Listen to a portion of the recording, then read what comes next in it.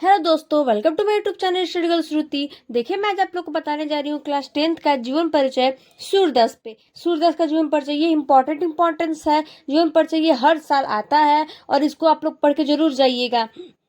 किसका? तो सूरदास का है। तो आइए देखते हैं सूरदास का जीवन परिचय। देखिए, सूरदास का जन्म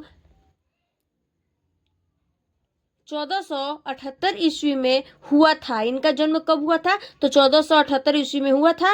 और जो सूरदास थे उनका जन्म स्थान कहाँ था? रुनकता, यानी रुनकता में इनका जन्म स्थान हुआ था। और इनके जो गुरु थे, इनके गुरु वल्लभाचार्य, यानी कि जो सूरदास के गुरु थे वो कौन थे? वल्लभाचार्य थे। इनके पिता थे उनका क्या नाम था? जो इनके पिता हैं, पिता का नाम क्या था? रामदास सारस्वत इनके पिता का नाम था। तो इनका मृत्यु, यानी सूरदास का मृत्यु कब हुआ था? तो 1583 ईस्वी में इनका मृत्यु हुआ था। और इनकी रचनाएं क्या थी? सूरसागर, यानी कि जो सूरदास थे वो क्या लिखे थे? सूरसागर लिखे थे, इनकी रचना थी। अब आइए इनके बारे में जानकारी लेते हैं, इनके बारे में सब क्या क्या है। जीवन परिचय। सूरदास का जन्म आगरा से मथुरा जाने वाली सड़कों पर रुनकता नामक ग्राम में वैशाख मुदी पंचमी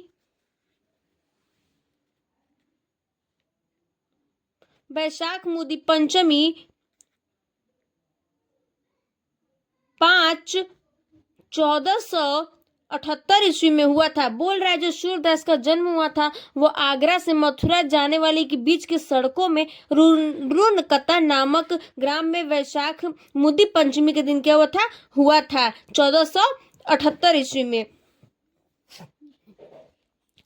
विद्वानों में इनके जन्माद्य यानी होने के, बोल रहा जो इनके विद्यालय में जो जन्माद्य होने के संबंध में क्या थे? ये मतभेद थे, यानी कि ये अलग थे।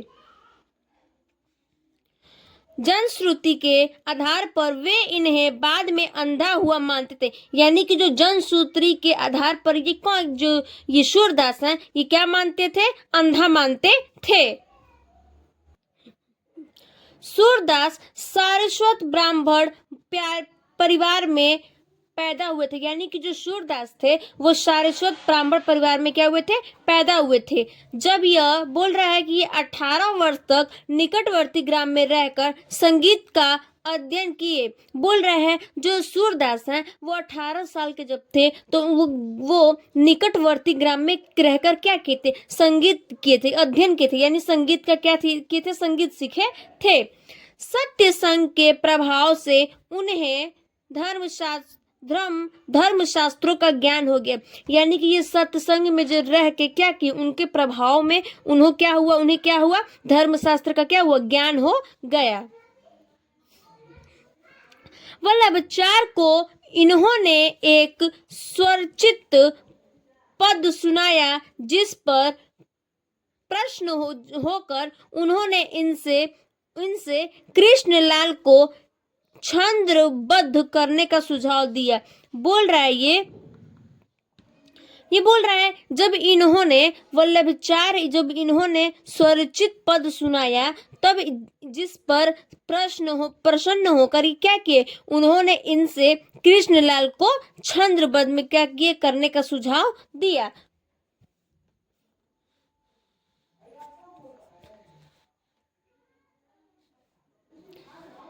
ये वल्लभाचार्य के शिष्य बन गए, यानी कि जो सूरदास थे ये वल्लभाचार्य के क्या बन गए? शिष्य बन गए।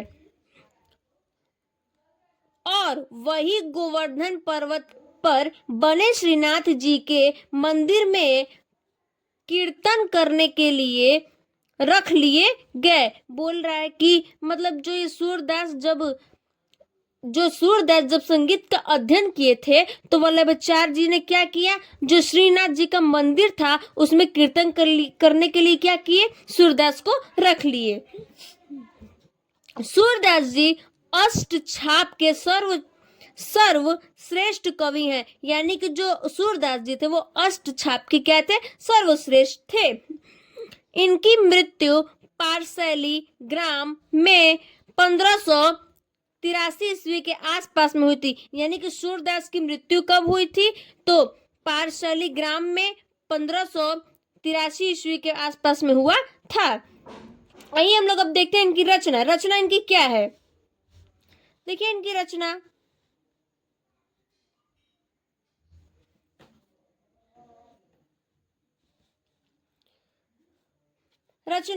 विष्णु के अवतारों एवं पौराणिक कथाओं का निरूपण 12 अध्यायों में हुआ है। यानी जो सूरदास का जो विष्णु के अवतारों का जो पौराणिक यानी कि जो कथाएं हैं वो कितने अध्याय में? तो 12 मतलब कि 12 यानी कि 12 अध्यायों में हुआ है इनकी रचना है।